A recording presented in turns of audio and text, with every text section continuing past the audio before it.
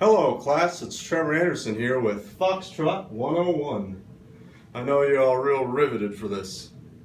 Now, Foxtrot began in 1914 and was seen by the coup of Vernon and Irene Castle. The origin of the name is supposedly from the vaudeville actor Harry Fox. The couple started the craze with the African American community and started teaching it in their dance schools. The Foxtrot is a relief from the fast-paced cakewalk of one step. Similar to the waltz in style, it is based on the 4/4 time signature rather than the 3/4 time, popularized and used for the slow dance. The dance became with Ragtime in its conception and the name Bunny Hug. Once it developed, the name was changed to Foxtrot and was an imitation of the tango from Spain and other Latin countries. From 1910s through 1940s, the foxtrot was more common than the waltz or tango for slow-paced or ballroom dancing. After time, foxtrot began to grow in style and complexity with extra swings and moves. The most common of the American foxtrot is the slow, quick step rhythm, starting with a left step on the downbeat, then a slow right step, fast side step, fast close. The song that was popularized with the foxtrot was W.C. Handy's Father Blues. Alright, so in beginning the dance we take a slow left step, a slow right step, and then a quick side, quick close.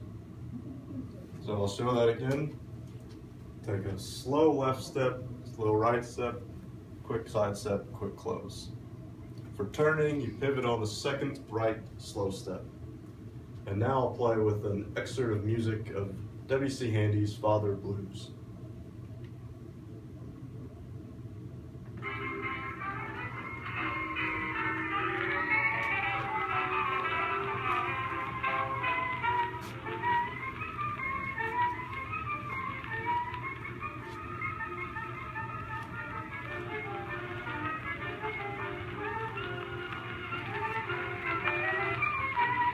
Good enough. Hello class, today we're going over the Charleston. The Charleston dance was named after the city of Charleston, South Carolina. The dance was most famous in the time period of 1926 through 1927. It's styled after the challenge dances that were all part of the African American dance called Juba. The dance was revised with a new sequence of steps that were most popular from the show Running Wild. The steps started off with a twisting motion of the feet that was relaxed and lazy-like, which was also known as the jaybird. When the dance was introduced to Harlem, a new version was added. It became a fast kicking step, kicking the feet both forward and backward, and later done with a tap. To start the Charleston, you first take a left step with your left foot, and then a right tap, and then a back step with your right foot, and then a left tap. That is the basic motion of the Charleston. Next, you're going to be starting with a twisting motion with your feet, as so, while you step. So front step, outward twist to a front twist, then an outward twist to a front twist to a tap. Then a back step with the same twisting motion, and then back step. Now, here's full speed with an excerpt of music from the time dancing the Charleston.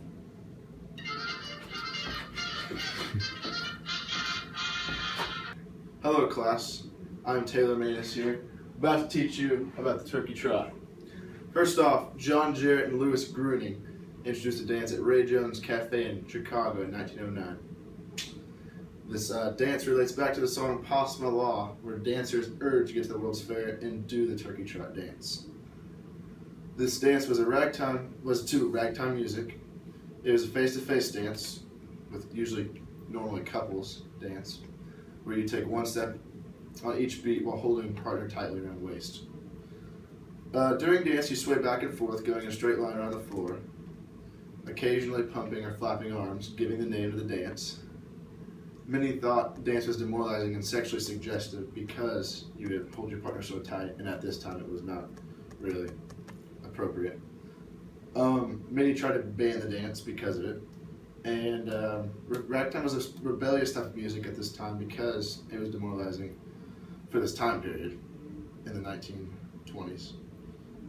Ladies normally wore high heels and long dresses to cover ankles, but some rebelled and wore short skirts, you know.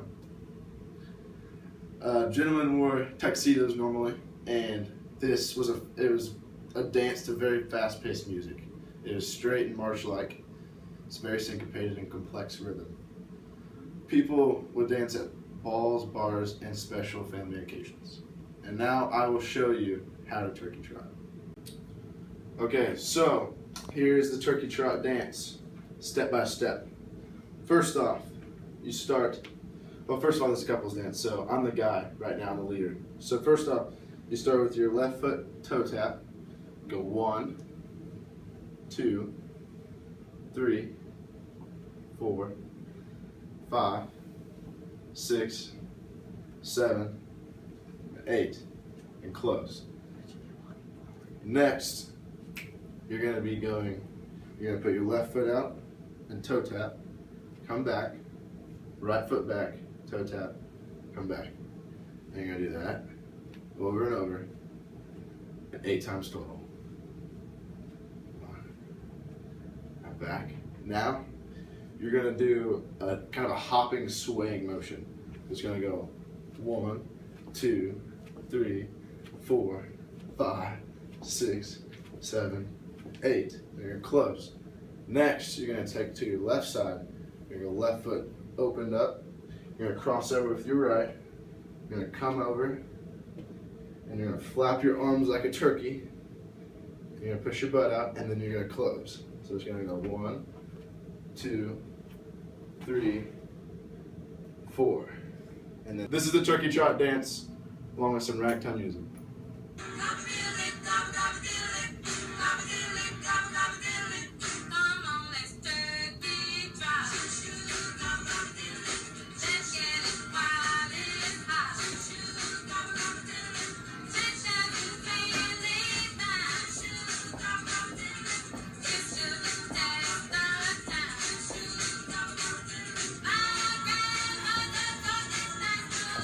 Alright, that's it.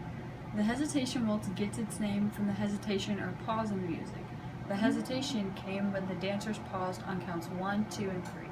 The waltz was a fast-paced dance. The dance was fairly simple, so it allowed for the dancers to add some of their own style. It originated from the Boston waltz. The popularity of the hesitation waltz soared in the 1910s. It was performed by the exhibition dance teams of the time. Because the dance was generally performed in the ballroom, the dancers wore ballroom dance outfits.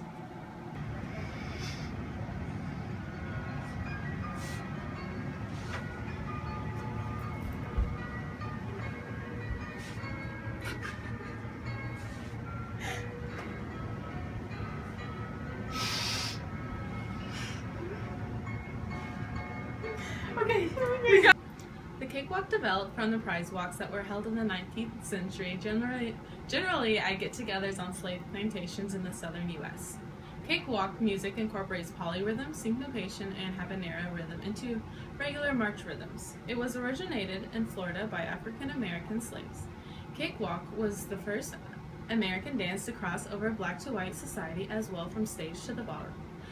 It allowed African Americans to enter into white society into their future. The inclusion of women in the cast made it possible for all sorts of improvisation in the walk, and the original was soon changed into a grotesque dance, which soon became popular across the country. Women wore long dresses that went to their ankles, and men wore suits and dress shirts.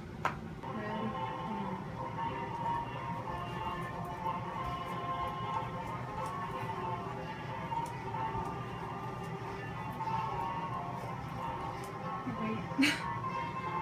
And back.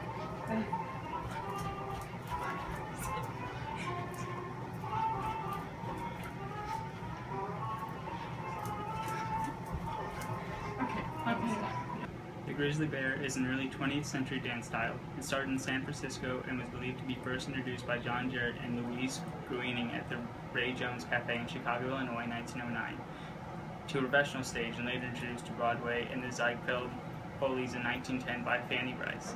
The dance was rough and clumsy, and "It's a Bear" would be commonly shouted throughout the dance. The dance was very heavy step from side to side with the bending of the upper body from side to side.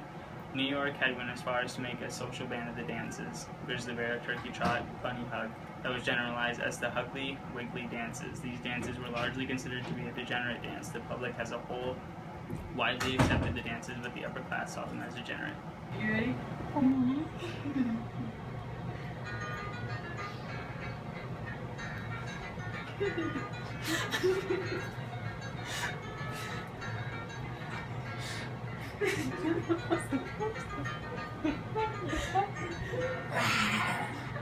Oh.